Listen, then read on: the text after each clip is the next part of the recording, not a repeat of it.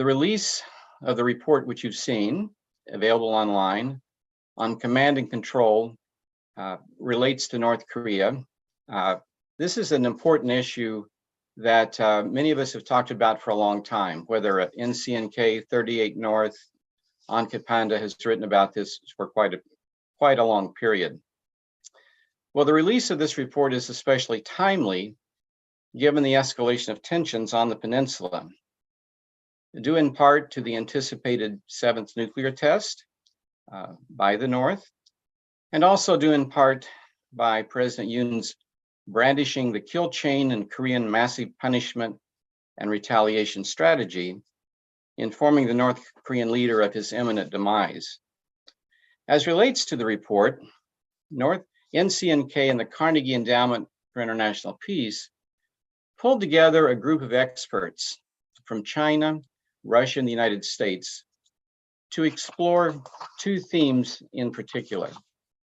Number one, prospects and consequences of a nuclear accident in North Korea related to either a nuclear reactor incident or the accidental detonation of a nuclear device.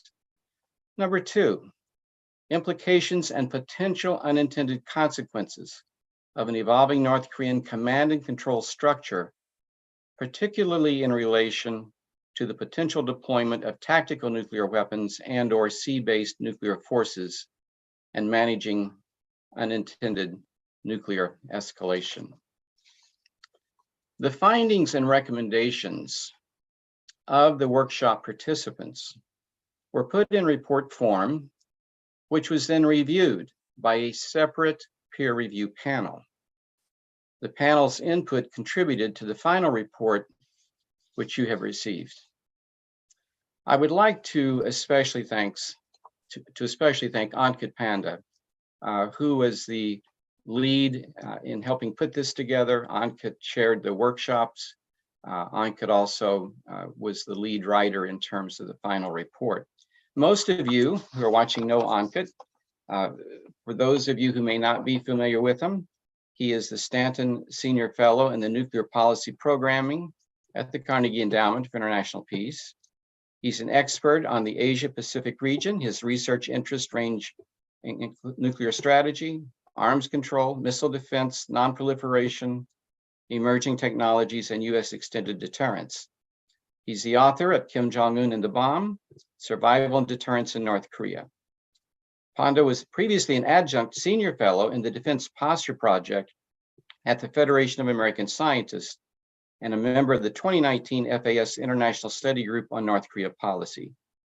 He has consulted for the United Nations in New York and Geneva on nonproliferation and disarmament matters and has testified on security topics before the U.S. Senate Armed Services Committee and the congressionally chartered U.S.-China Economic and Security Review Commission. Joining us also today is Jenny Town, and I'd like to give special thanks to Jenny for being a participant in our workshop project. Jenny will be moderating today. After Ankit provides his opening remarks, Jenny will be the moderator. And again, many of you know her. For those that do not, Jenny is a senior fellow at the Stimson Center and the director of Stimson's 38 North program. Her expertise is in North Korea, US DPRK relations, the US ROK Alliance, and Northeast Asia regional security. She was named one of Worth Magazine's Groundbreakers 2020, 50 Women Changing the World, and one of Fast Company's Most Creative People in Business in 2019 for her role in co-founding and managing the 38 North website, which provides policy and technical analysis on North Korea. She is also an expert reviewer for Freedom House's Freedom in the World Index, where she previously worked on the Human Rights in North Korea project. Jenny has a number of other affiliations and a longer list of accomplishments, the same with Ankit, but so that we're able to get ahead to the reason we're meeting today, I'll now turn it over to Ankit. And again, thanks again to Ankit and to Jenny. Great. Thanks a lot, Keith, for teeing us up today and for that generous introduction. It's very good to have this opportunity to talk about this work that we've done. As I'm sure everybody that's received a copy of the workshop noticed, we talk about second order threats from North Korea's nuclear weapons program, which Keith described. I do want to emphasize that because we consider these threats second order does not necessarily diminish their importance. Rather, I think what this represents is an evolution of the research agenda around studying and understanding North Korea's pursuit of nuclear weapons, and more importantly, its continued maintenance of its nuclear weapons capability. As North Korea continues to evolve its nuclear force structure in quantitative terms and qualitative terms, concerns, I think, abound concerning its command and control practices, the organizations, the procedures, the technical steps that North Korea incorporates to ensure that its nuclear weapons remain safe, remain usable when needed, but aren't used without authorization. By a similar token, as we know from open source efforts by analysts at 38 North, for instance, where Jenny is, and a few other places, North Korea is also contending with regular flooding around the Yongbyon nuclear facilities, which raises concerns about environmental catastrophes relating to nuclear accidents. As North Korea continues to handle nuclear materials and nuclear warheads, we also must concern ourselves with the possibility for inadvertent and unintentional nuclear accidents in the country more generally. So these are some of the issues that we discussed in the course of our workshop. What I'll do now is I'll provide a brief overview of the discussion that we had and some of the issues and dilemmas that we outlined. As Keith highlighted, these issues are especially timely given not only the re-emphasis on the preemptive kill chain and the decapitation strategy of Korea massive punishment and retaliation by the Yoon administration in Seoul, but also we see clear evidence that these are issues that the North Koreans themselves continue to wrangle with. And here, of course, I'm referring to the recently updated law that effectively accounts for North Korea's nuclear doctrine. North Korea updated this law in the first week of September, and we can talk a little bit about the changes from the previous antecedent law, which was released in April 2013, which we discussed quite a bit in the context of our workshops. So why should we be thinking about nuclear command and control? Over the years, I think our analytical efforts, those of us who study North Korea's nuclear forces, have been disproportionately focused, and for good reason, on North Korea's development of delivery systems and warheads. Delivery systems and nuclear warheads, of course, comprise the pointy end, let's put it that way, of North Korea's nuclear forces, the treasured sword, as it were. These comprise the blade of North Korea's treasured sword. But the hilt is just as important, and that's why command and control matters. Command and control in every nuclear state represents the sinews of the nuclear force. It doesn't matter how far your missiles fly, how much payload they can carry, and how large the yields of your nuclear warheads are. If in a time of crisis or conflict, the leadership or whichever party is responsible for releasing nuclear weapons is unable to do so. And so these are challenges that every nuclear weapon state, going all the way back to the United States early in the nuclear age, contended with. And just like any area of policy and any area of military policy in particular, choices about command and control incorporate trade-offs. North Korea has chosen to navigate the trade-offs that it faces in a variety of ways so far, and we are seeing change in this regard. So the basic dynamic that those of us in the nuclear weapons analysis community talk about when it comes to command and control in established and new nuclear states is essentially how states navigate the dilemmas of positive control versus negative control. And I'll explain what these are. Positive control incorporates all procedural, technical, and organizational steps that ensure that a given country's nuclear weapons are usable when needed. So these include measures like making sure that the missiles, the computers that are necessary to carry out sort of targeting orders, and that the orders themselves can be delivered, and that a nuclear launch can take place always when it is required. By contrast, negative controls are all those steps that make unauthorized and accidental and undesirable uses of nuclear weapons otherwise difficult to contemplate. So these include things like encryption, permissive action links on warheads that the United States, for instance, incorporates. These are sort of cryptographically secure mechanisms that would physically actually disable the internal physical processes that would allow the warhead to detonate. They include physical security, making sure that warheads are at secure sites that can't be accessed by people that shouldn't have access to them, so on and so forth. And so each country is trying to make sure that its nuclear weapons are always necessary under the conditions that have been publicly stated as a matter of doctrine for the use of nuclear weapons, but never otherwise used when they shouldn't be. So this always never dilemma, as it's known, is something that nuclear states in all contexts have to make choices about. What we know about North Korea's command and control practices comes from a very limited set of sources, especially in the open source. Really, what we have to go on here is statements that North Korea made. In the Kim Jong-un era, this was for the longest time the April 2013 law. The recent law, of course, provides some more interesting texture and context. But broadly speaking, what we know is that, like all other aspects of North Korea's armed forces and its society overall, the control of North Korea's nuclear weapons, arguably the most prized possession of the regime in its exercise of internal and external power, is under the monolithic control of Kim Jong-un in his capacity as chairman of the State Affairs Commission and as supreme commander of the Korean People's Army. Now, this has, of course, led to a series of reactions by North Korea's adversaries. And for instance, if North Korea is seeking to both have the monolithic control of its nuclear weapons by Kim Jong-un himself, and also to maximize the potential to actually deter the United States and South Korea, it becomes then logical for Seoul and Washington to perhaps disproportionately focus on interrupting North Korea's command and control practices or its systems more broadly, which the United States has indicated that we might do through policies such as left-of-launch cyber attacks, or to physically actually target Kim Jong-un and to hold his life at risk, which has been a bigger focus in South Korea's autonomous defense planning. So these questions deserve answers. And so when North Korea updated its law recently to indicate that Kim Jong-un might not be required under all circumstances for the release of North Korea's nuclear weapons to take place, it perhaps wasn't as surprising as some might have thought. The logic of North Korea's nuclear strategy, the concerns that it's been trying to navigate, pushed it in this direction. I won't go into too much detail on this for now, but if there's interest in the Q&A, we can certainly get into this. North Korea is also pursuing the development of a sea-based nuclear force, which presents particular challenges for nuclear command and control. Maintaining command and control, robust command and control over sea-based nuclear forces is arguably something that even the most established nuclear powers struggle with to this day. Submarines, by their very nature, being underwater, are difficult to communicate with. And particularly for a country like North Korea with a limited array of sensors and communication systems, this could be an additional dilemma that may require further innovation yet in how North Korea talks about its command and control systems, both organizationally and procedurally. For instance, would Kim Jong-un have to contemplate the possibility of Korean People's Navy's crews on North Korean ballistic missile submarines at sea during a crisis, not necessarily waiting for Kim's personal order because Kim might not be able to communicate with that submarine in a time of crisis. Now, let me move on a little bit now to talk about the second set of issues that we considered in the course of our workshops.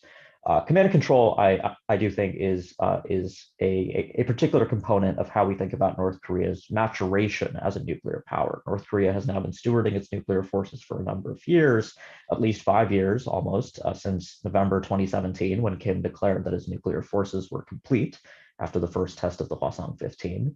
But a second issue where we see, I think, concerning signs is the circumstances that could lead to an environmental accident around North Korea's facilities. The most vivid examples of this have included the repeated summertime flooding, including this year, that, like I said, we've been able to observe with open source techniques occurring along the banks of the Kuryong River near the Yongbyon 5 megawatt reactor, for instance, where also North Korea is constructing an experimental light water reactor. North Korea has no experience, of course, operating a light water reactor, which again, I think presents further concerns here about a nuclear accident. We might also imagine an accident occurring at North Korea's reprocessing facility at Yongbyon, waste handling facilities where radiological incidents are also quite likely. And then finally, a related category would be a potential criticality or nuclear weapons assembly accident at a facility where North Korea physically manufactures nuclear capabilities.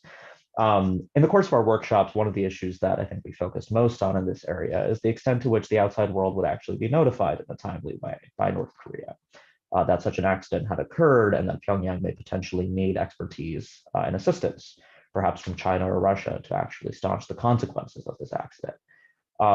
I think it's fair to say that in the course of our discussions, almost all participants, in fact, I can't really recall significant dissent on this issue, agreed that North Korea would be unlikely to provide timely notification. So then what are the procedures? What should the United States, Russia, and China, what should other states potentially concerned about nuclear accidents in North Korea be doing in the interim to ensure that nuclear safety practices within North Korea's borders are respected, and as necessary, the ability to intervene does become possible if an accident in North Korea threatens to spiral out of control. For instance, in a meltdown scenario where North Korea has no ability to actually control the situation or otherwise limit the damage.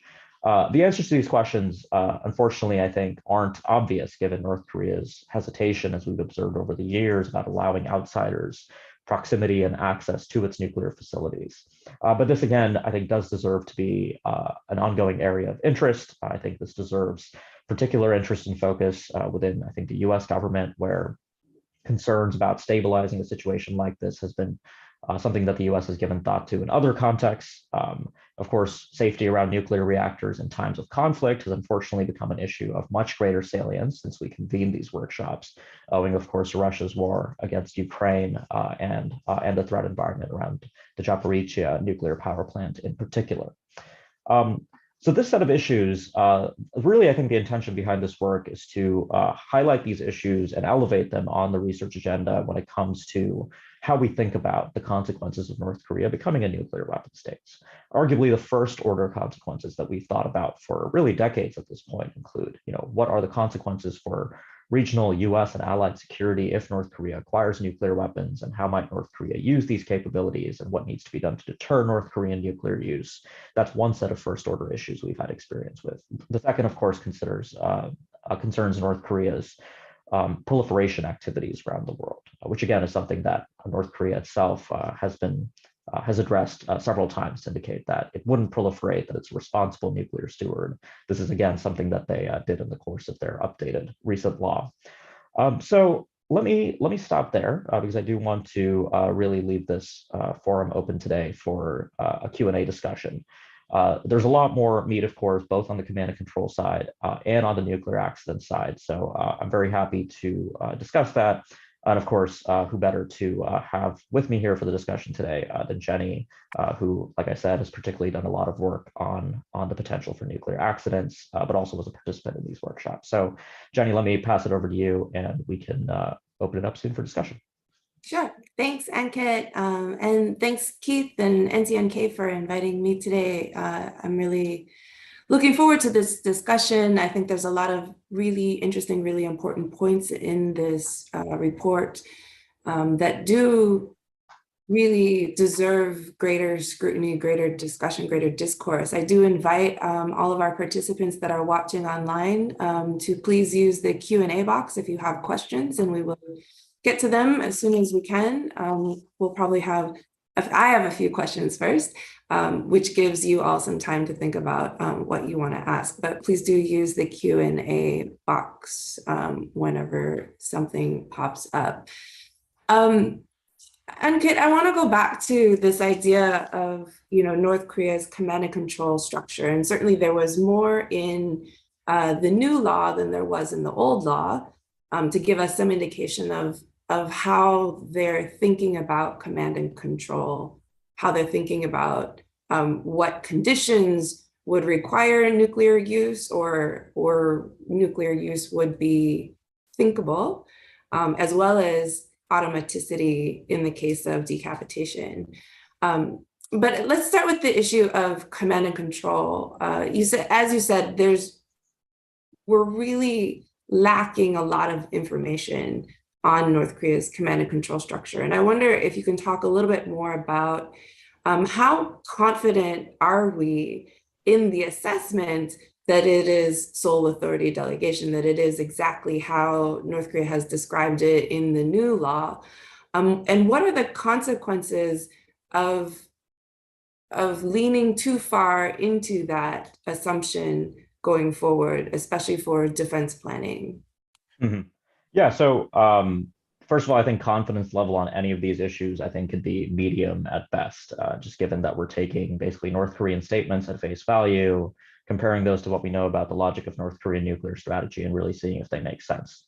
So the new law, of course, reaffirms sole authority, but it also indicates that there are now imaginable scenarios where Kim Jong-un doesn't need to be involved for the release of nuclear weapons to occur. So that's the big innovation. That's the big change that explicitly has now been indicated, which of course makes sense as North Korea moves towards tactical nuclear weapons. So many of us had basically anticipated that as North Korea would move towards growing out its nuclear forces in quantitative terms and moving away from sort of the credible minimum deterrence framework that they had pursued up to 2017, when everybody was talking about, are they going to get an ICBM? What does it mean if they get an ICBM?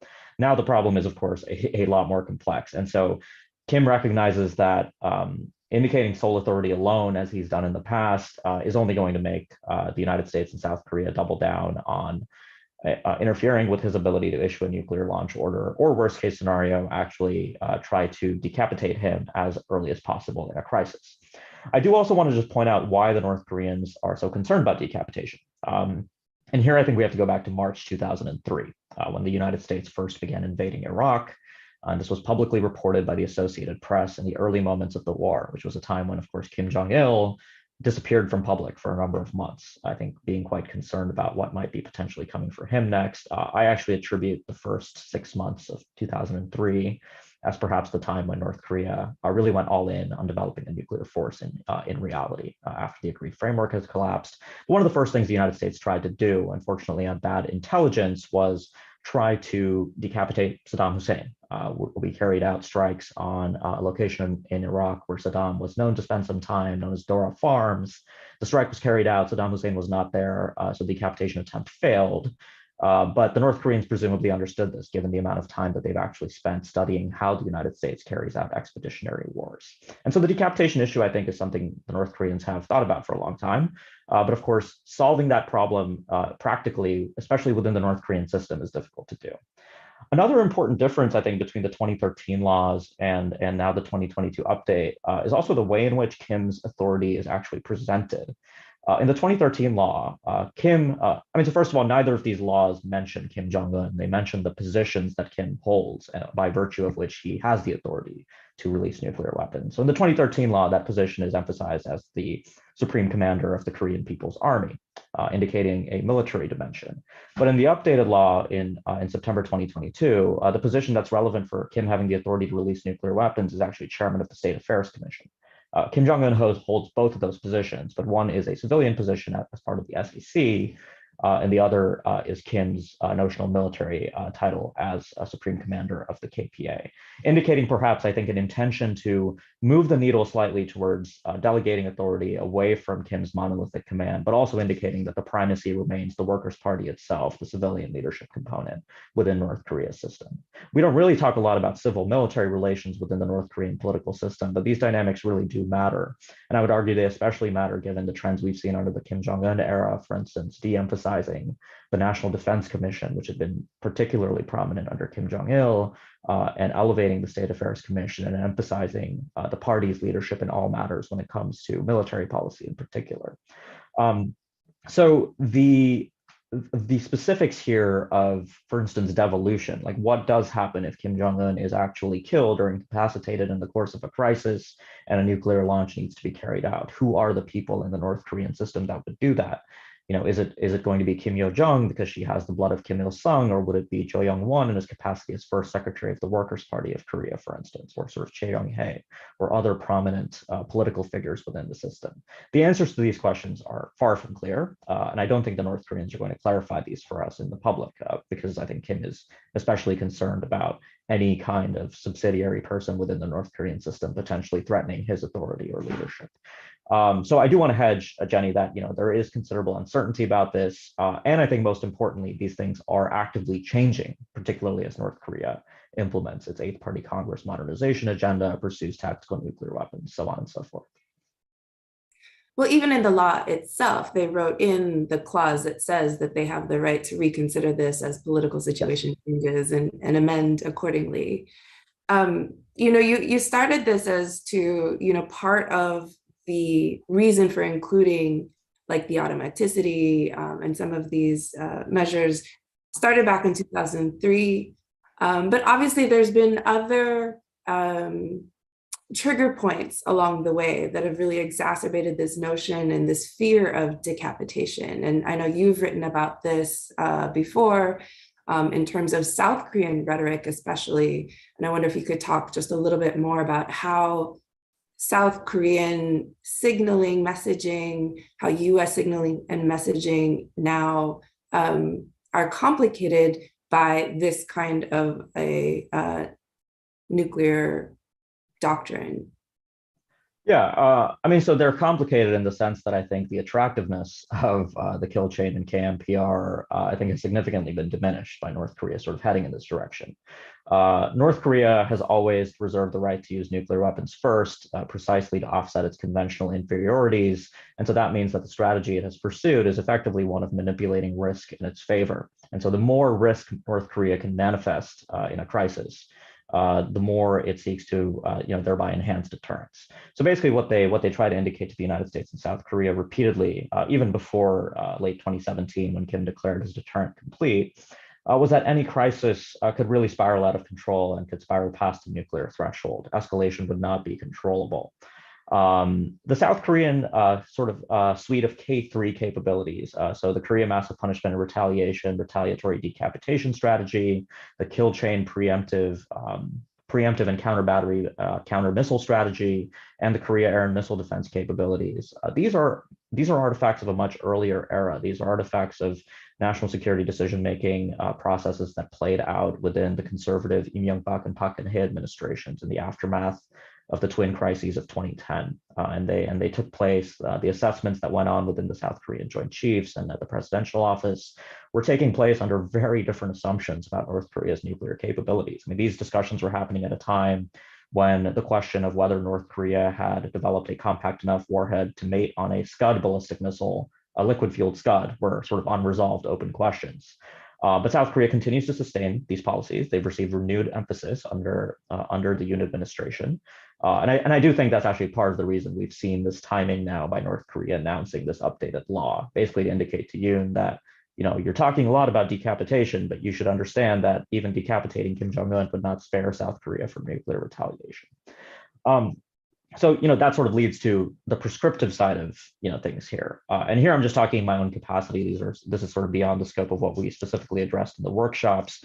But, it does occur to me that as North Korea's nuclear capabilities, nuclear doctrine change, just as North Korea has adapted to its external threat environment, the alliance, South Korea and the United States, need to adapt in their own way, need to first of all understand what are the sources of risk and the sources of instability in a crisis, and whether policies like signaling repeatedly that decapitation is on the table are actually in service of our interests. I think broadly, though, I think there's a more fundamental shift that needs to take place within the alliance for how we think about competing with Kim Jong-un and actually deterring Kim Jong-un, which is that historically, I think the focus, particularly in South Korea, has been on deterrence by punishment, telling Kim Jong-un that South Korea has the credible capability to hold his life, the things he values, his regime at risk, and thereby deterring Kim from initiating a crisis. And that has a role to play, but the other piece, which is deterrence by denial, indicating that the use of nuclear weapons or the threat of nuclear weapons by North Korea would actually do very little to accomplish North Korea's political military objectives in a crisis or a conflict. That South Korea would be able to deny those benefits through either maintaining a capability to carry out military operations, even in an environment where nuclear weapons have been used, especially tactical nuclear weapons. That, I think, needs to be a much greater emphasis. And then finally, for the alliance, I think there's fundamentally a rift between the kinds of scenarios that the United States and South Korea see as deterrable. And I think there needs to be, it's good, of course, to see the return of formats like the Extended Deterrence Strategy and Consultation Group, the EDSCG, which met just a little more than a week ago. But these kinds of discussions within the alliance, I think, are absolutely necessary, particularly as North Korea adapts. If the US and South Korea have a different risk tolerance as North Korea changes its approach to nuclear strategy, I think that is actually going to, over the long term, lead to greater rifts in the alliance. And certainly part of the planning also has to include the possibility that, sole authority isn't the only command and control structure that we're dealing with here. I think there's a lot of value. There's a recent report out by Shane Smith and Paul Bernstein based on a digital report that looked at command and control that also suggested planning tabletop exercises that do bring in the contingencies of having some kind of delegated authority, even though it's not in the doctrine and not in the law itself, just to be prepared for a whole range of what could go wrong. I think it's great, again, for the audience, if you have questions, please feel free to use the Q&A box. I wanted to get to some of your recommendations, the prescriptive side. You didn't speak about it much in your presentation. And I think a lot of these actually are dealing more with the energy side of stuff, or dealing with Yongbyon and the nuclear accident side of stuff. Obviously, cooperation, the more we could actually get access to North Korean scientists, get access to Yongbyon to better understand what it is that goes on there, how prepared are they, what are their safety procedures, all of those things are what we would like to see. Would be very difficult in the current circumstances to have to imagine any access like that anytime soon. One of your recommendations was to reevaluate our sanctions regime as a way of how can it better serve our interests in this area. And I wonder if you could talk a little bit more about what you were thinking there, if there were specific sanctions that you would target first that you think would create pathways towards having a more workable relationship. So if we could get a little prescriptive here, that'd be great. Yeah, absolutely. I mean, look, I think the first thing to say about how we think about sanctions is, I think, with regard to our ultimate political objectives with North Korea. So the fundamental logic of the sanctions regime has been to show to North Korea that there are consequences for leaving the NPT and building a nuclear weapons force. And if they made a different choice, i.e. denuclearize, that sanctions relief would be granted and they would win benefits. So that's been the theory to date. That theory has not led to any practicable beneficial outcomes with regards to North Korea, right? We can talk about the Singapore and Hanoi process, where North Korea obviously sought sanctions relief at the table in Hanoi, did not get it, which led to Kim Jong-un walking away rather furiously. But I think there is a need to think about sanctions still as a powerful piece of leverage that we have on our side that North Korea does want relief from. So what are the kinds of risk reduction measures that we could be able to use sanctions relief as an asymmetric tool here, right? The kind of thing I'm proposing really has no precedent for the United States. And I'm talking primarily from the US side here. What are the ways in which North Korea and the United States could build trust and reduce risk and address the sources of instability that really are in the interest of neither side? That's sort of the fundamental, I think, I think that's the fundamental prerequisite for two adversaries to engage in risk reduction when they have a shared interest in survival and avoiding nuclear escalation, as North Korea and the United States do. And so to answer your question about specific sanctions, Jenny, I think there's been a lot of work done on this over a number of years about innovations that, for instance, we saw incorporated into the JCPOA with Iran on sort of partial sectoral sanctions relief with snapback mechanisms. If North Korea, for instance, let's say, either refuses to deploy tactical nuclear weapons close to the military demarcation line or doesn't deploy these weapons at all, preferably. I'm just throwing that idea out there. That's not a recommendation directly in our report, but I think it's useful to think about how asymmetrically targeted sanctions relief could be used as a non-proliferation as a risk reduction tool. And then to talk about the non-proliferation consequences of that, which is often the counter argument that you'll hear, which is doing any of this, pursuing risk reduction at all with North Korea legitimizes their possession of nuclear weapons and sets a terrible precedent for the non-proliferation regime. I do concede that that isn't necessarily the happiest outcome for the non-proliferation story of North Korea's breakout. But I would argue that the benefits of actually pursuing stability with Pyongyang in this way outweigh the putative costs to the non-proliferation regime. And of course, we can look at the state of the non-proliferation regime more broadly and also make the case that North Korea is far from the only crack in that regime at this point. So I do strongly believe that sanctions continue to be a useful tool if we can reevaluate the ends to which we would like to use sanctions relief. That said, Jenny, let me just add one more thing, which is that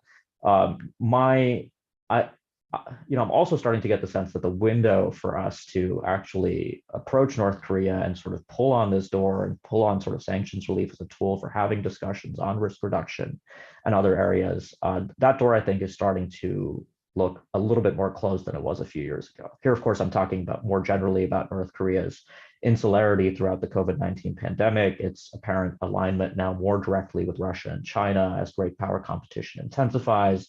And of course, we can look at statements like Kim Jong-un's recent speech on September 8th, just a day before their Foundation Day anniversary, basically indicating, I think, in less conditional, in really, I think, unconditional terms, in a way that he hasn't really said in the past, that negotiations over North Korea's nuclear weapons are really something that's not on the table for the country right now. So perhaps in the short term, even if we take all the right steps that I would recommend on our side, the North Koreans have their own plans as they're pursuing their modernization objectives. Well, that brings me to one of your other recommendations, which was, can we separate an energy agenda from a nuclear weapons agenda? I think obviously there would be benefits in doing so for exactly the reason you're talking about now, where, we're not going to make progress on denuclearization anytime soon, especially given the larger geopolitical environment trends going on in the region. But,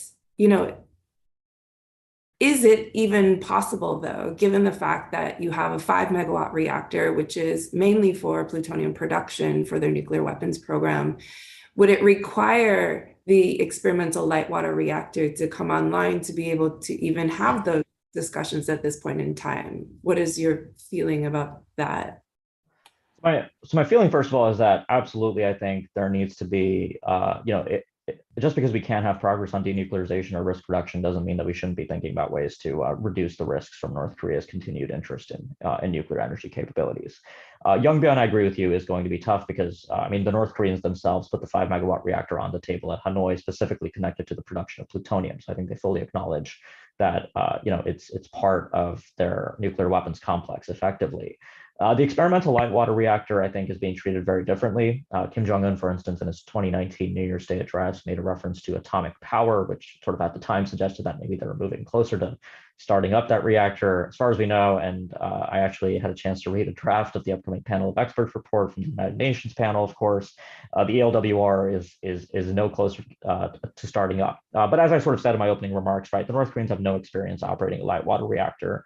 And we know that this is very close to a zone that now regularly floods on basically an annual basis. And so I think there would be, it would be in our interest to sort of have discussions about this. The other thing, of course, our workshops, we had these discussions with Chinese and Russian experts. And I don't need to emphasize the ways in which geopolitical dynamics between Moscow, Beijing, and Washington are going to make cooperation on the North Korea issue and basically every other issue significantly more difficult than perhaps at any point in sort of the 30-year history of the denuclearization era on the Korean Peninsula.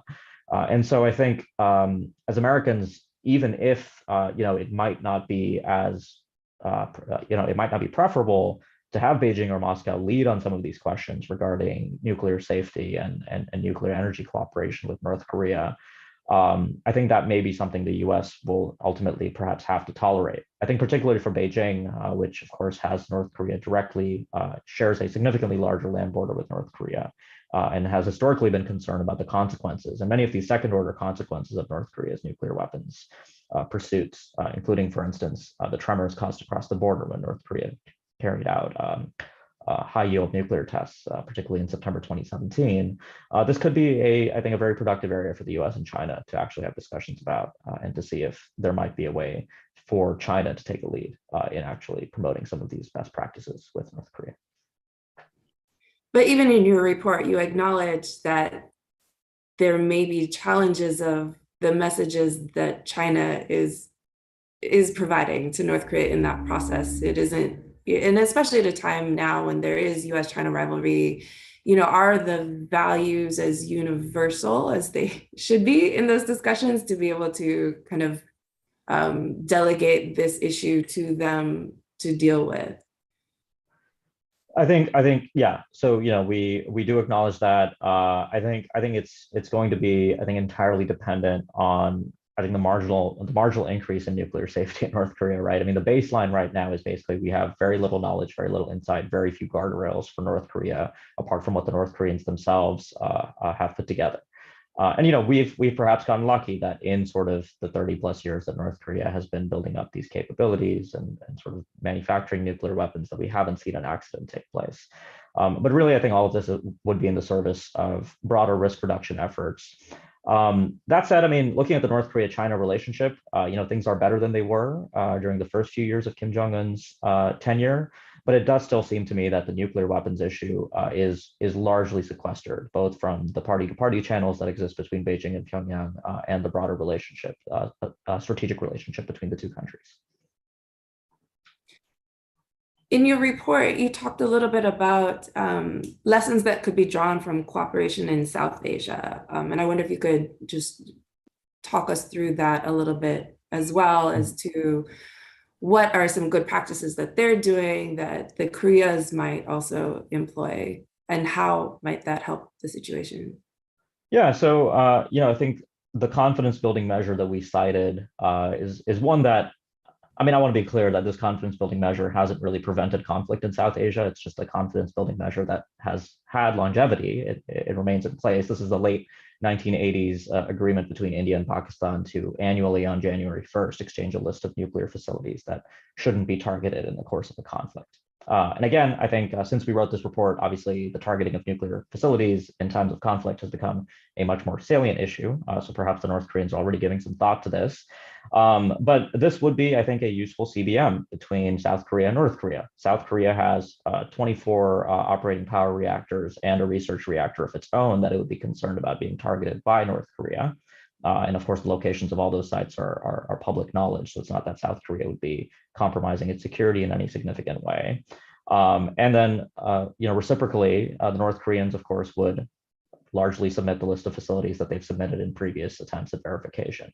And so the practical value of this would, I think, be to generate, I think, habits of bilateral information exchange and cooperation between the two Koreas.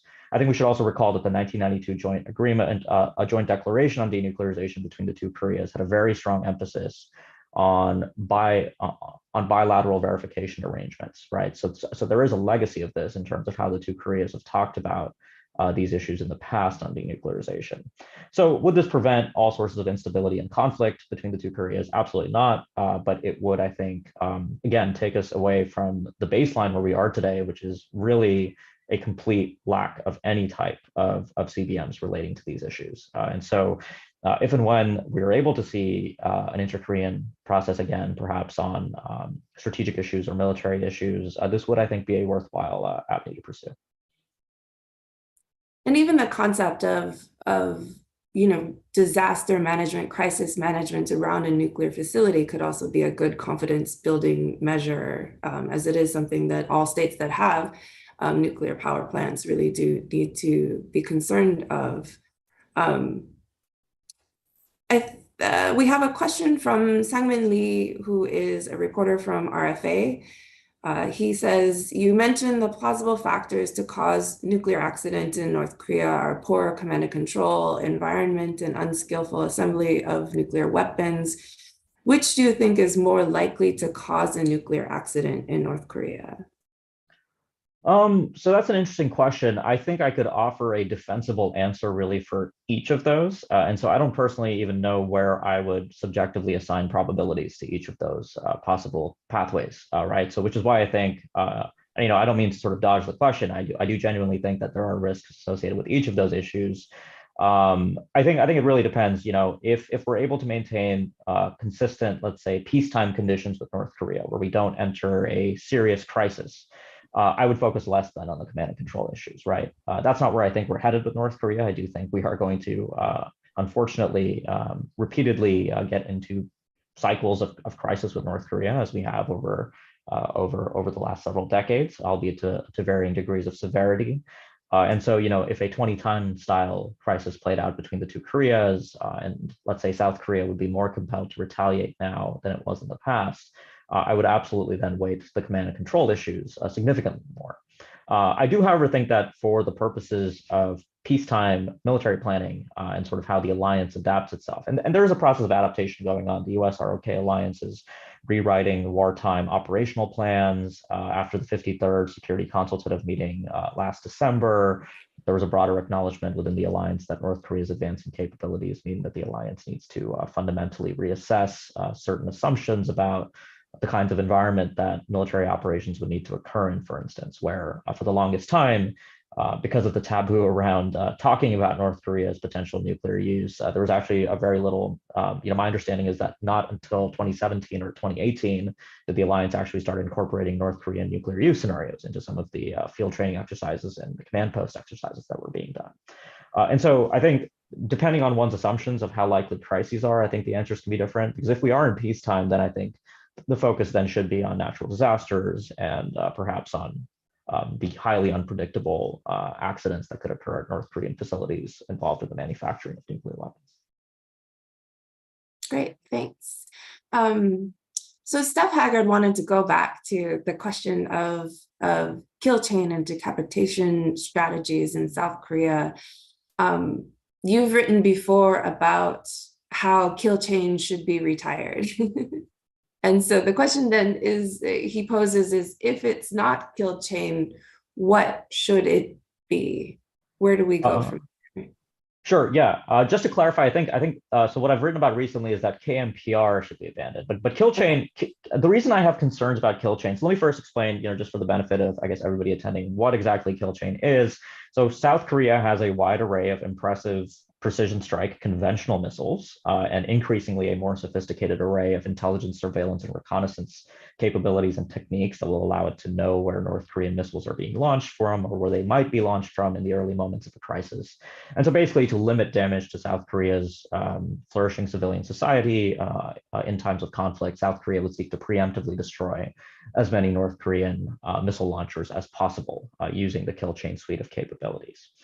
The reason that kill chain worries me, but the reason I'm also less comfortable at this point sort of advocating for its complete disabandonment compared to sort of KMPR, which I do think needs to be disbanded for a variety of reasons, is the main reason for concern is that when you have both sides seeking to preempt the other in a crisis, you have a crisis spiral. You have classic first strike instability, where the game theoretic logic of escalation here indicates that by not going first, you're significantly conceding to your adversary, and therefore you want to go as quickly as possible. And so both Koreas are sort of facing these conditions. A confounding factor for this is, of course, the fact that North Korea has very poor strategic situational awareness capabilities. It has very poor real-time a very poor real-time ability to determine what military activity South Korea and the United States, for instance, are taking around the Korean Peninsula, on the Korean Peninsula. And so they might be more prompted then to overreact. So these are the primary risks with kill chain.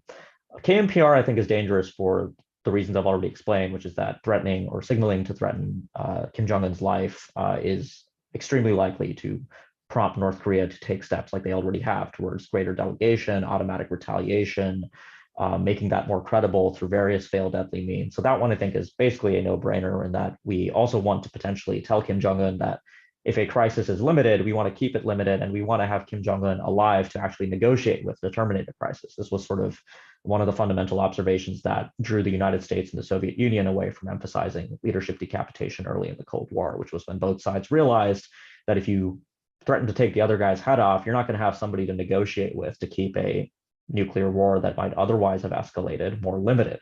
And so these are the kind of, I think, uncomfortable questions that we do need to be talking about in an alliance context. The thing that kill chain, I think, can lead to or sort of be adapted to is a greater focus on counter battery fire.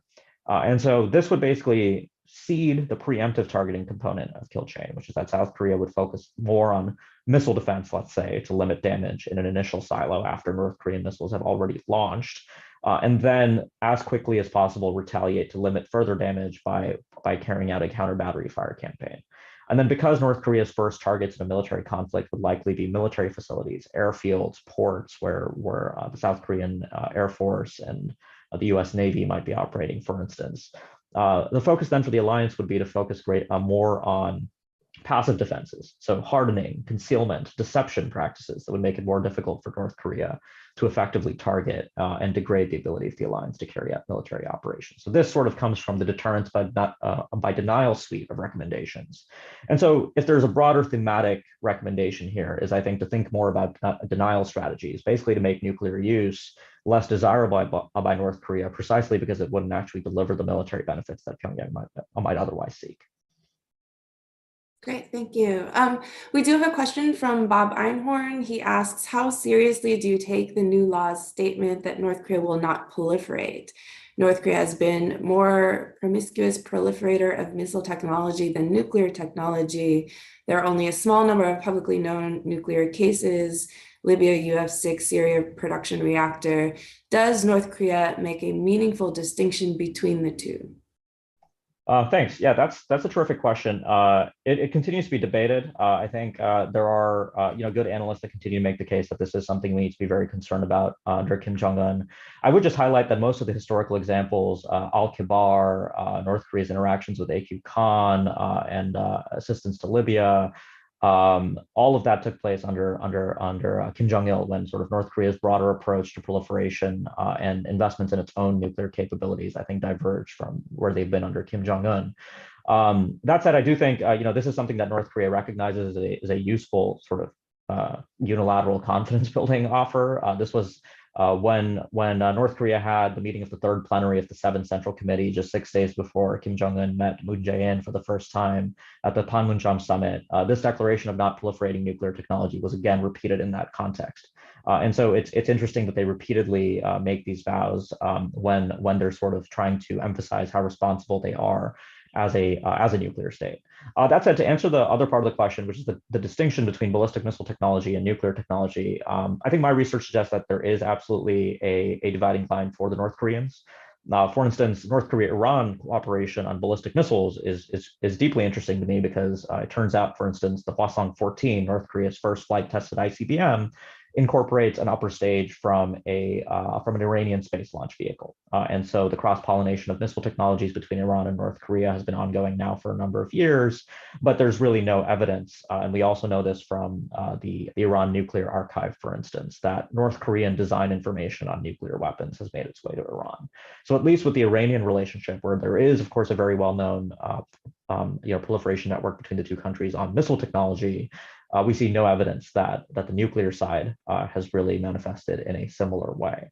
And that said, I think as North Korea becomes more serious about stewarding its own nuclear forces and investing in nuclear deterrence for its own ends, it's going to be less likely to see the need to actually, or the benefit even, in transferring nuclear material to other countries and sort of hanging on to it itself.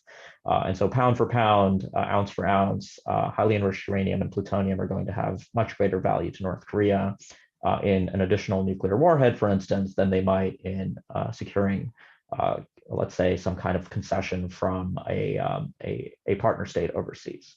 The proliferation trend we have seen under Kim Jong-un, and I think we saw this again crop up with the recent media reports in the New York Times that North Korea is selling artillery potentially to Russia, is in its older conventional stocks. In 2017, North Korea sold 30,000 rocket-propelled grenades to Egypt.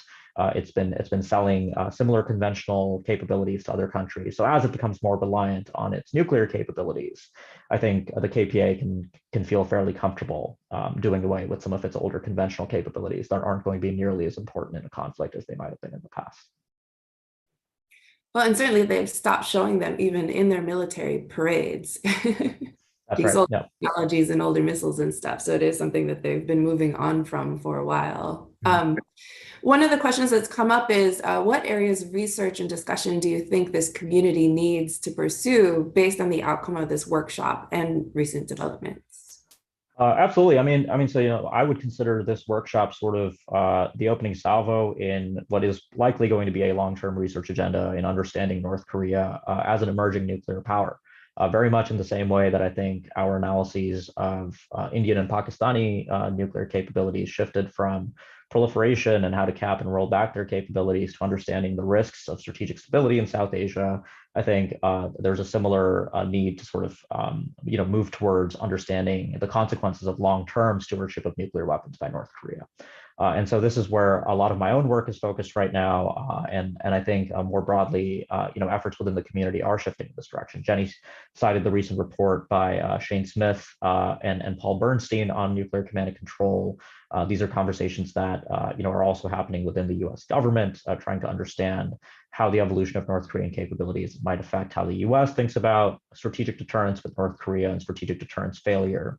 And so I think the agenda does need to evolve in this direction. And then my hope is also that within the within the technical bureaucracy of the IAEA, the US national labs, and perhaps even the nuclear energy community in South Korea, greater attention is given to some of the nuclear accident scenarios and how productively the international community might be able to engage to limit the risks emanating from those scenarios. Great, and I think we have time for one more question. It is the obligatory, the US has been saying North Korea may conduct a nuclear weapons test soon, and it will face a strong response from the US and its allies. Do you think the test is likely? And what US response, US ROC allies response do you expect if it happens? Yeah, so not only do I expect a 7th nuclear test to be likely, but I could very easily imagine additional nuclear tests. North Korea has multiple tunnels available to it at the Punggye nuclear test site. At least 2 of them appear to be reconstituted and ready for testing. And if North Korea is indeed moving towards deploying increasingly compact, lower yield tactical nuclear weapons, there would potentially be a design rationale for North Korean nuclear scientists to experiment with various designs when it comes to tactical nuclear weapons.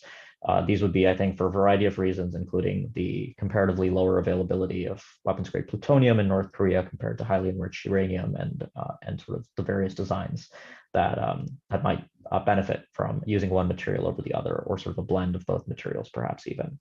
That said, the U.S. response, yeah, it's true that the alliance and the United States have said that they would respond in a strong and appropriate manner to North Korea's nuclear test. It's very difficult for me to imagine any reaction that would rise, that would surprise North Korea. I think we can imagine more unilateral U.S. sanctions, very strong statements of condemnation, signals of assurance to South Korea and Japan by conducting various military activities. But beyond that, nothing that would really exact a cost on North Korea for carrying out an additional nuclear test. The bigger factor is actually the strategic shift we've unfortunately seen by China and Russia when it comes to discussing the issue of North Korea's nuclear testing, which is a far cry from where things were in 2017 and earlier, when Chinese diplomats or spokespeople are asked about the issue of North Korea's 7th nuclear test. They now basically indicate that the United States should respect North Korea's legitimate security interest and engage in a dialogue. And that really is, I think, quite different from the rhetoric we saw in the past, which basically indicates to me that provided North Korea waits for the 20th Party Congress to play out in China, which will be done by at the end of October, China may be significantly more willing to tolerate a return by North Korea to nuclear testing, especially as this nuclear testing is anticipated to be of a lower yield and for tactical nuclear weapons. The Chinese did not appreciate when tremors passed across the border when North Korea detonated its thermonuclear device in September 2017.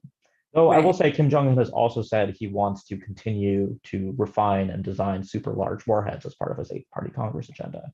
So I wouldn't rule out high yield testing at all.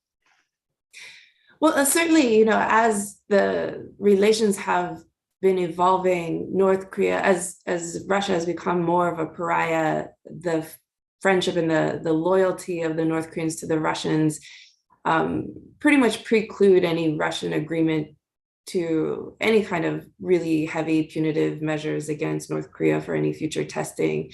In the past, nuclear testing was somewhat of a red line for the Chinese. Do you think, obviously right now the Chinese are still supportive of the North Koreans in the sense that they don't want new sanctions, they really are pushing for other solutions, more dialogue, more understanding.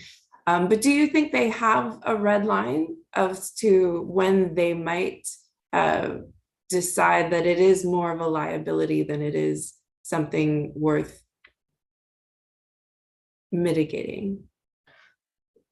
I think implicitly, I think there has to be some red line. I think it really would come down to Xi Jinping's own risk tolerance with North Korea. One of the things I find rather surprising is that China is, of course, making changes to its own nuclear force posture and expanding it significantly with the development of silos. But successive Chinese leaders and China's entire nuclear force structure and bureaucracy surrounding nuclear weapons has rejected low yield tactical nuclear weapons for various reasons, ranging from safety to political control issues. And so when they have North Korea on its borders potentially moving towards dispersing tactical nuclear weapons, deploying them near the battlefield, I think intuitively China should understand that the risks that come with that are undesirable, and that should really prompt them, I think, to engage with the North Koreans to avoid this, right? All else being equal, I think China would prefer a North Korean force structure looking like it did, let's say, at the end of 2017, where North Korea has a handful of ICBMs and shorter range missiles and warheads just in the scores. As North Korea moved towards potentially a force with 100+ nuclear warheads, deployed tactical nuclear weapons, the accident scenarios, the other sources of instability, I think should really give Beijing a reason for concern. And maybe this is a more productive way for the United States to try to seek China's understanding on these issues, because there might be an element of self-interest there where it might not be present more broadly with North Korea sort of raising the stakes with the United States on the Korean Peninsula, which I think Beijing has been quite comfortable with since the resumption of North Korean missile testing, especially in 2019. Great, thanks, Ankit. That is all of our time today. I want to thank you for being here with us to talk about your new report. It is available on the NCNK website. It has a good overview of the research that was done, the discussions that happened in these dialogues, as well as some recommendations as to what this means going forward, as well as, a few prescriptive ideas for confidence building measures in the future, if we can ever get to that stage again, which hopefully we will. I want to thank everyone for coming today, and please do check out the report online, NCNK, and have a great week. Thanks, everyone. Thanks a lot, Jenny. Thanks, everybody, for tuning in.